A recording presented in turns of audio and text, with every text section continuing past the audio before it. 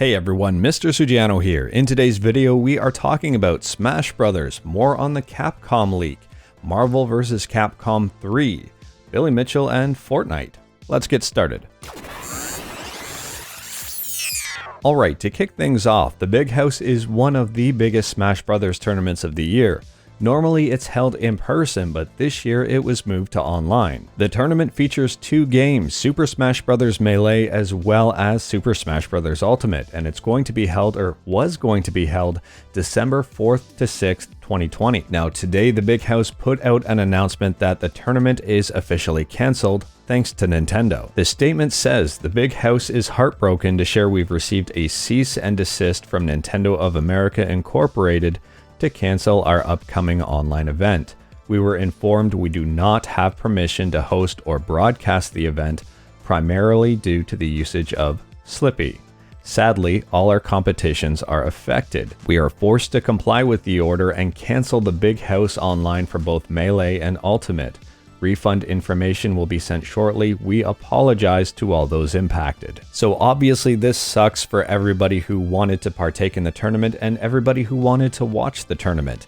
Nintendo really put their foot down here and is preventing the entire thing from happening. On Polygon's website, Nintendo goes on to explain their stance on the entire matter. So here's what Nintendo says. Nintendo appreciates the love and dedication the fighting game community has for the Super Smash Bros. Series. That's debatable. We have partnered with numerous Super Smash Bros. Tournaments in the past and have hosted our own online and offline tournaments for the game, and we plan to continue that support in the future. Unfortunately, the upcoming Big House tournament announced plans to host an online tournament for Super Smash Bros. Melee that requires the use of illegally copied versions of the game in conjunction with a mod called Slippi during their online event. Nintendo therefore contacted the tournament organizers to ask them to stop. They refused, leaving Nintendo no choice but to step in and protect its intellectual property and brands. I would argue that this might be doing more harm than good, but Nintendo cannot condone or allow piracy of its intellectual property. Now, before I say anything about this, I want to advise you I am not a lawyer and this is not legal advice. It looks like Nintendo's entire argument is surrounding two specific points. The use of illegally copied versions of the game, which in itself is highly debatable, and I don't think that that would hold up in a court of law. The second thing here is the mod called Slippi, which should be perfectly legal. At an extremely high level, Project Slippi is essentially a modded version of Dolphin that you can use that contains rollback netcode in order to play Super Smash Bros. Melee online in a pretty decent setup. From my understanding, Slippi uses no Nintendo copyrighted information, nor do they use any of Nintendo's source code. This to me is just a modded emulator, and I don't see why it would be illegal in any way, shape, or form. Also, from my understanding, the version of Super Smash Bros. Melee they use is version 1.02.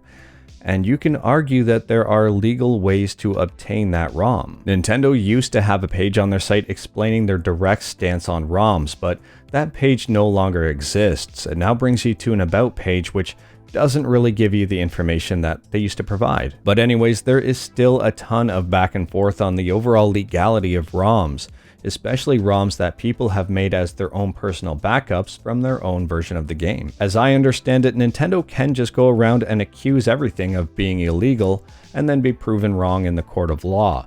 The problem is the Big House would have to fight Nintendo in the court of law, and the Big House might not have big enough pockets to take on the big Nintendo. Now moving on to Capcom. As you know, Capcom has been the victim of a pretty serious hack.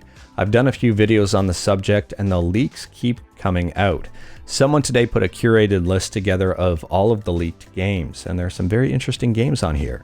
I will say take this with a big grain of salt, considering some of the documents they pulled this information from were from back in 2018.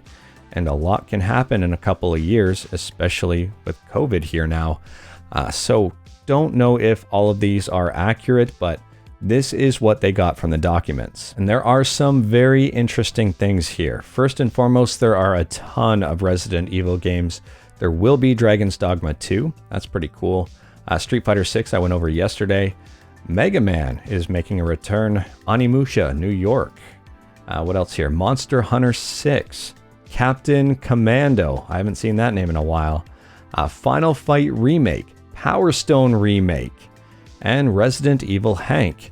And it also looks like there will be 3 different versions. So the original Street Fighter 6, a Super Street Fighter 6, as well as an Ultra Street Fighter 6. Pretty interesting stuff. Now, if you have a keen eye, you might have noticed there was no Ace Attorney on that list, no Capcom vs SNK, and no Marvel vs Capcom.